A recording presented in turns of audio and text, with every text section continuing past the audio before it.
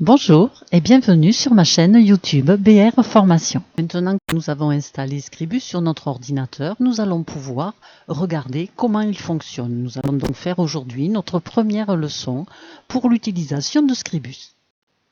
À l'ouverture de Scribus, nous avons cette fenêtre qui s'ouvre. Donc ici, il nous propose soit une page simple, soit deux pages en vis-à-vis, soit un 3 volets, soit un 4 volets. Nous, ce que l'on veut pour le moment, c'est juste une page simple. Nous voulons qu'elle soit au format A4. Autrement dit, qu'elle fasse 21 sur 29,7. Nous voulons des marges, donc nous allons régler 10 mm marge gauche, 10 mm de marge droite, 10 mm de marge haut et 10 mm de marge en bas. Donc en fait, je me mets ici avec mon curseur, je sélectionne, c'est-à-dire que j'appuie sur le côté de gauche de ma souris et je glisse pour sélectionner. Je vais taper 10, je vais me déplacer avec mes tabulations, je vais taper 10, je me déplace avec ma tabulation, donc en haut je veux 10 aussi, et en bas je veux 10 aussi. Si nous avions voulu ici mettre un débord de 5 mm partout, ici vous voyez vous avez un petit cadenas. Si j'ouvre ce cadenas, ici, je marque 5, je referme mon cadenas, et en recliquant sur la deuxième, il a tout mis à 5. Donc comme ça, j'ai saisi une fois, j'ouvre mon cadenas et je referme mon cadenas. Et voilà. Ici, il me demande le nombre de pages que je veux. Donc moi, je ne veux qu'une page. Je pourrais demander 300 pages si j'en ai envie. Ici, il me demande l'unité par défaut. Alors, en PAO, on travaille toujours en millimètres. C'est ce qu'il y a de plus précis. Mais vous pourriez travailler en centimètres si ça vous fait plaisir, ou en cicéro, ou en pouces. Bon, nous, on va travailler en millimètres. Donc là, on va lui dire OK. Pour ce cours, je vous ai préparé donc une mise en page comme ceci, que nous allons refaire. Donc vous voyez, la mise en page, c'est quoi? C'est ici un bloc texte. Ici, un autre bloc texte. Ici, il y a un bloc image. Ici, c'est un bloc texte. Ici, c'est un bloc en 1, 2, 3 colonnes, avec des petits filets au milieu. Voilà, en gros, lorsque vous voulez reproduire quelque chose, vous voyez qu'est-ce qu'il va vous falloir. Il va vous falloir ici, et la plupart du temps, ce sont des blocs texte et des blocs images. Pour ce qui est du fond de couleur dessous, c'est un bloc image en couleur. Donc pour ce cours, j'ai préparé les textes que j'ai saisis dans OpenOffice. Et nous allons pouvoir travailler avec ça en faisant des copier-coller d'une feuille sur l'autre. Donc ici, par exemple, pour publier vos envies avec Scribus gratuitement, on sélectionne. Donc je fais 1, 2, 3 clics pour sélectionner la ligne en entier. Je fais CTRL-C pour copier. Je viens derrière sur ma feuille de Scribus et je vais avoir besoin d'un bloc texte. Donc ici, vous voyez cette barre d'outils. Si je clique dessus avec le côté droit de ma souris, j'ai la barre d'outils fichier, modifier, outils et outils PDF. Si je les déclique, vous voyez, elles disparaissent. Moi, ce que je veux donc pour bloc texte, je vais prendre outils. Donc ici, vous voyez, j'ai inséré un cadre texte et à côté, j'ai inséré un cadre image.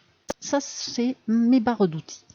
Si je veux ma barre d'outils, vous voyez, je viens ici sur ces 3 petits points de début et je peux la promener et me la garder à côté ici.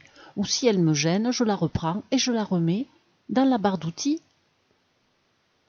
J'ai ici des menus déroulants. Si je veux faire fichier enregistré, on connaît, on a déjà vu fichier enregistré, enregistré sous. Édition, on a copié-collé par exemple dans édition. On a voyé les couleurs, remplacé les couleurs. Donc ici, nous avons besoin d'un bloc texte. Nous allons prendre ici, cliquer ce bloc texte. Et quand je vais venir ici sur ma feuille, vous voyez, j'ai le petit dessin d'une feuille avec une croix au-dessus. Je pose ma croix où je veux mettre mon bloc texte.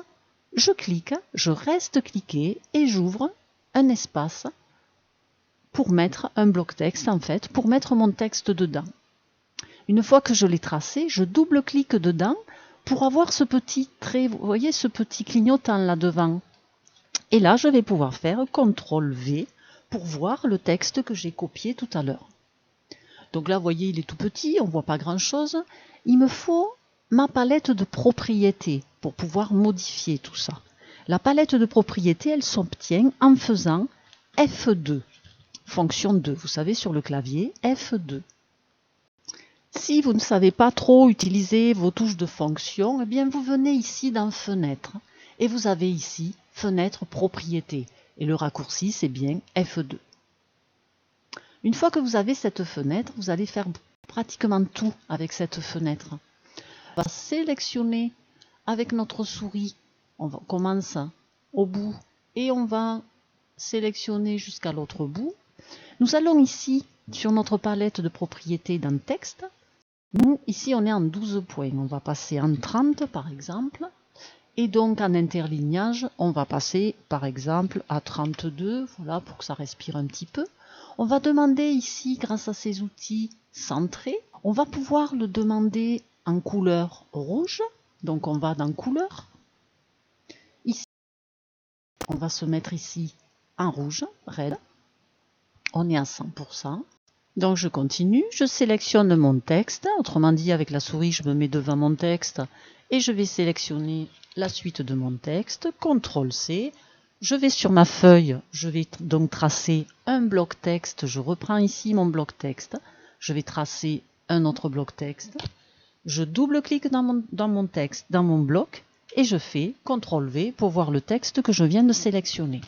Ce texte, je vais le remettre en forme. Je viens ici dans Texte, je prends ici 12 points, je vais le mettre en 18 par exemple.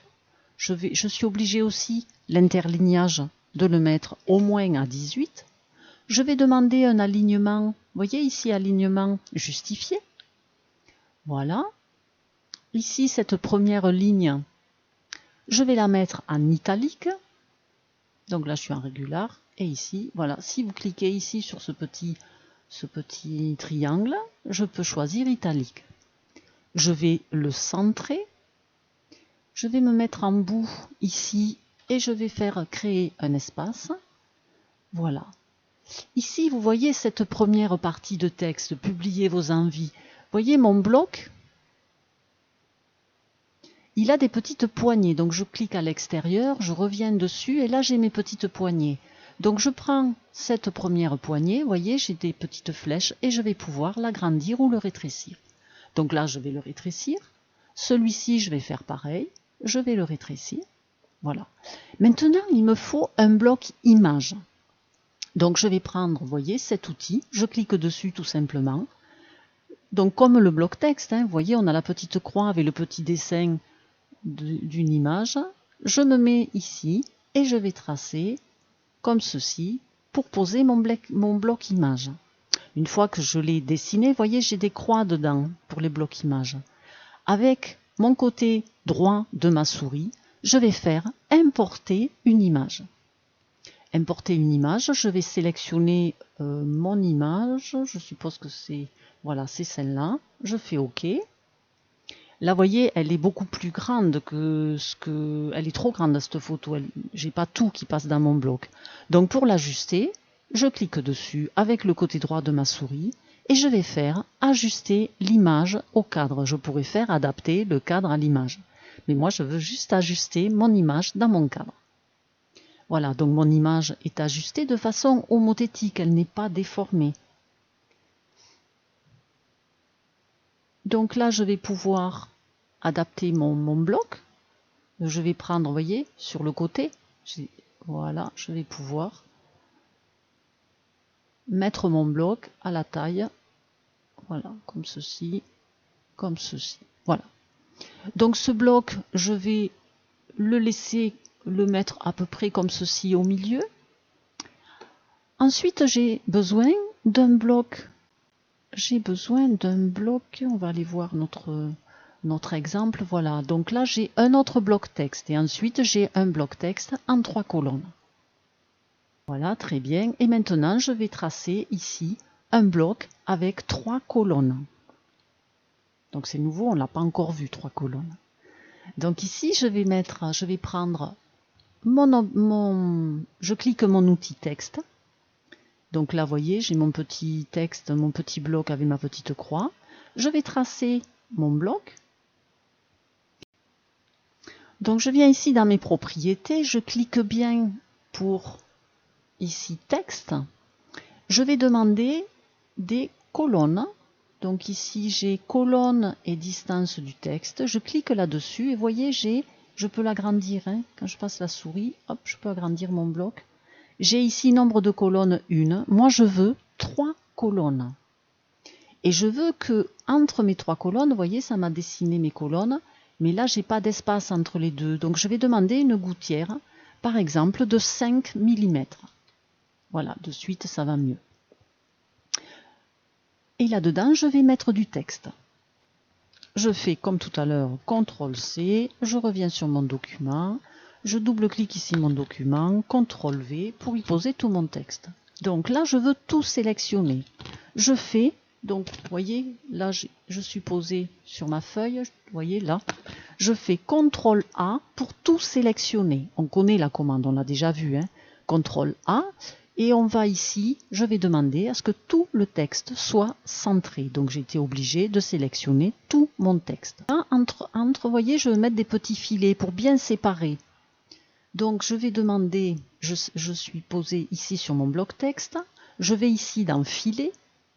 J'ai type de filet, donc c'est une ligne droite comme ceci. Je vais demander une épaisseur de 1 mm. Choisir, vous voyez, cet outil filet, et je vais pouvoir, vous voyez, ça me fait une croix, donc je vise à peu près, voilà. Je garde mon doigt appuyé sur la touche CTRL pour garder un filet droit, pour pas qu'il soit tordu à droite ou à gauche. Voilà.